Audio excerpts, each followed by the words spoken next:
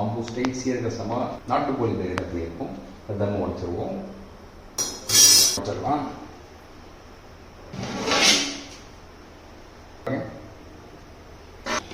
பக்கா வெந்துருச்சு. Leg piece மேலே இருக்கு. அப்படியே திறப்புறோம். வா, மசாலாவோட இருக்குது.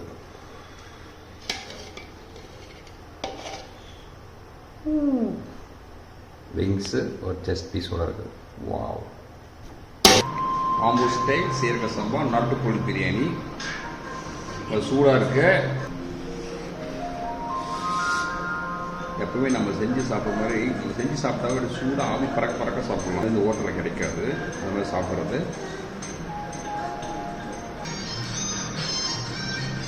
தரமாக இருக்குது. சூப்பர்.